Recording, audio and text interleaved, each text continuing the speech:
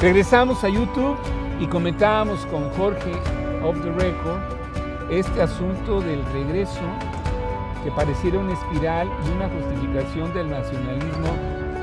¿Cómo le podríamos decir? Un nacionalismo a ultranza, un nacionalismo, o más bien un nacionalismo que se había dejado, ¿no?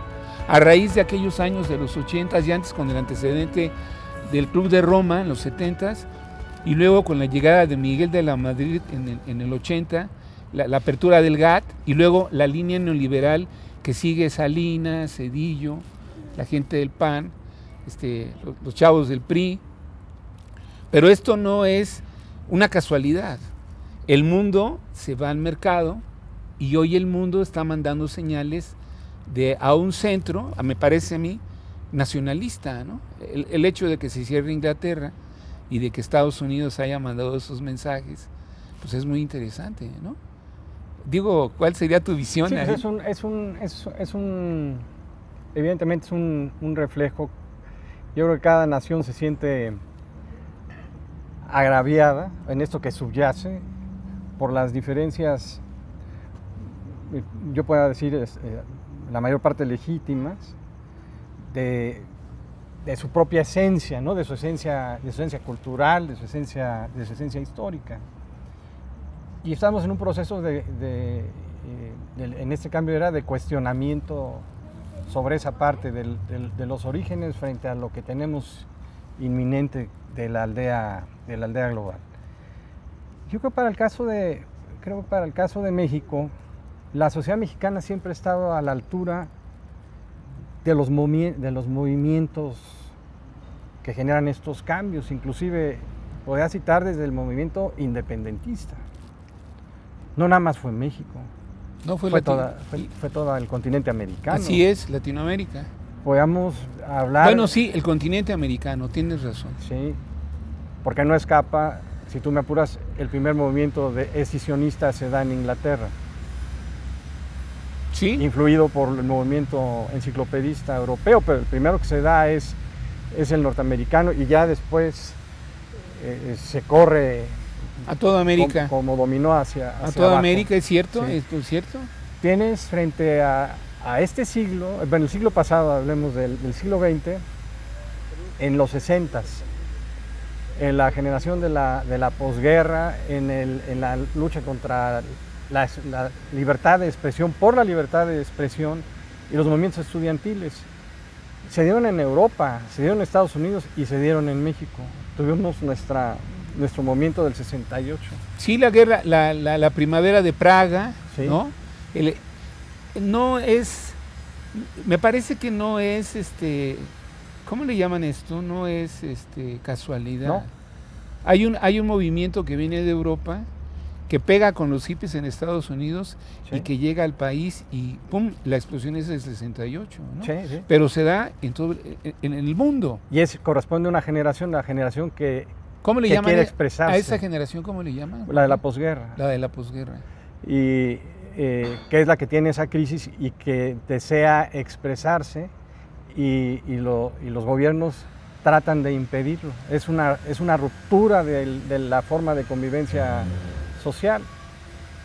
Luego, después de los 60 y del 68, aquí tuvimos otro frente, que fue el movimiento indígena, todo el zapatismo. ¿En el 94? Exactamente, pero uno piensa que fue nada más en México.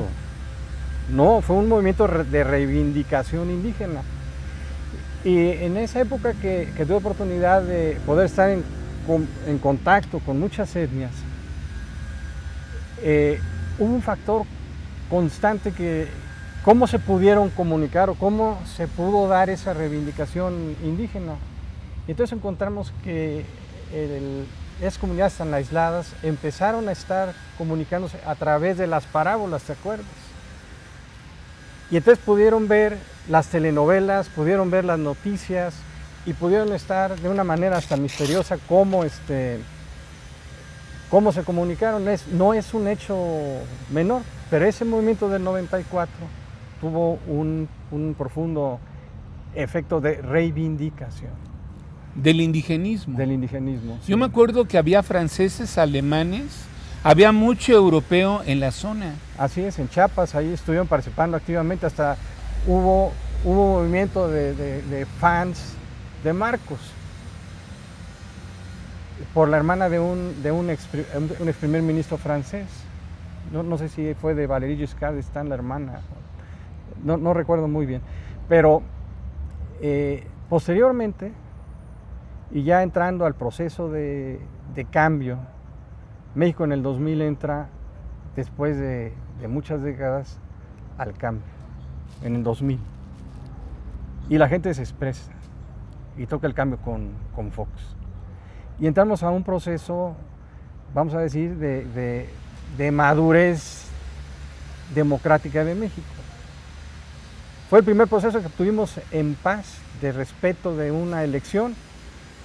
El otro que hubo fue con Madero, pero originó un movimiento armado. Un movimiento armado, ¿es cierto?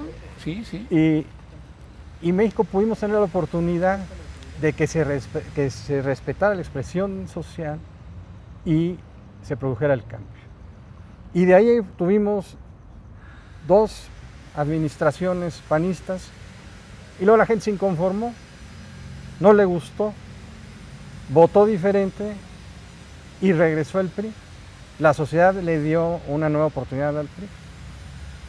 No le gustó el PRI y la gente volvió a expresarse en las urnas para un nuevo cambio.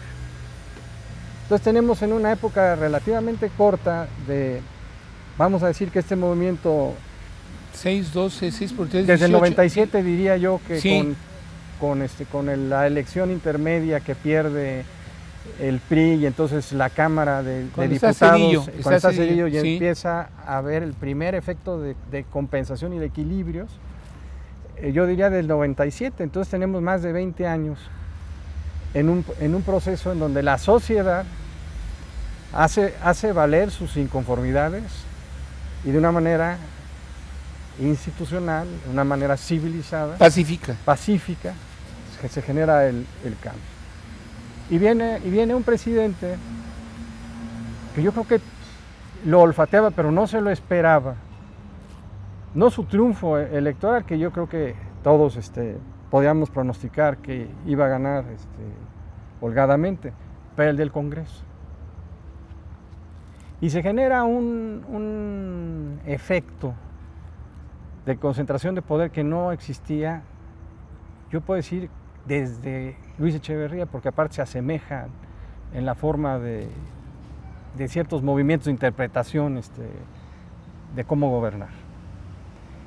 Y entonces tiene la posibilidad de poder hacer metacambios, ¿no? Cambios más allá de lo ordinario e irse a generar cambios constitucionales. Es una administración que yo podía ver, si se me pudiera permitir el cambio con Fox, en la oportunidad que le dio el pueblo lo que quería era un cambio. Y momento, el pueblo también pidió un cambio, cómo lo interpreta y cómo se ejerce el poder de manera diferente.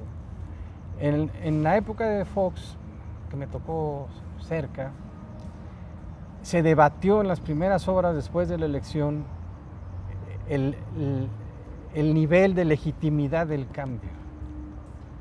Entonces hubieron voces que decían, bueno, el pueblo lo que dijo es un cambio, ese cambio es un cambio total.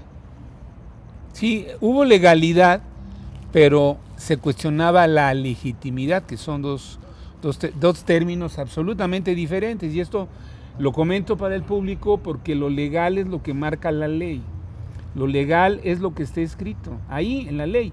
Lo legítimo es esa aspiración que se esperaba a que hubiera un cambio total, como lo acabas de mencionar, porque era lo que el pueblo aspiraba, ¿no? Me acuerdo de las botas,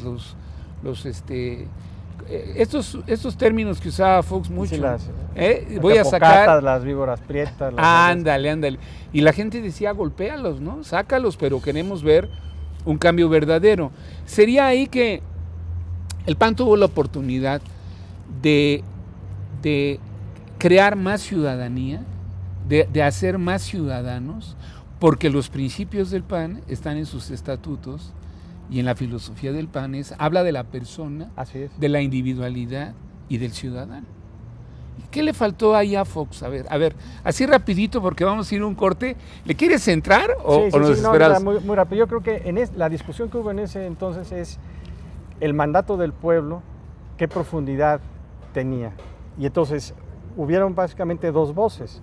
La voz que decía es un cambio radical, es un cambio de régimen. Y hubieron otras voces que decía el cambio no fue un mandato tan claro y lo que debemos hacer es un cogobierno. Y hoy sabemos cuál fue la que prevaleció, que fue la de hacer un cogobierno. Y yo creo que hubo un proceso de asimilación, o sea, el mundo del que la sociedad quería que cambiara, el PAN se asimiló. Y el pueblo no lo resistió más que 12 años y quizá 18 con Peña, y se vuelve a expresar. Y hoy lo que sí estamos viviendo no es un cogobierno, lo que estamos viviendo es un cambio de régimen. Un cambio de régimen. Vamos a ir un corte rápidamente para los amigos de YouTube, regresamos. Seguimos en en Facebook. Herminio Aguilar, te mando un saludo, hermano. Sí, yo espero estar sano para ir pronto a aquella zona bonita a saludarte. Lucero Itziar, ya me corrigió mi amigo aquí. Y Diana Erika Calvillo, Dianita, ya ves, hay temas que les tenemos que entrar, Y tú que estás metida, Diana, en el asunto del emprendedurismo, el emprendimiento, esto de la parte de crear empresas, pymes y esto, pues tenemos que entrarle al mundo, ¿no? Tenemos que competir y jugar a las nuevas reglas que parece que determinan la tecnología, ¿no? La tecnología nos está dando... Ahorita platicamos de todo eso, sí, cómo porque tiene que ver. Vamos a un corte, ¿no? O ya nos fuimos, ¿no? Ahorita vamos a un corte y regresamos. Está caliente la entrevista, está buena, no se vayan.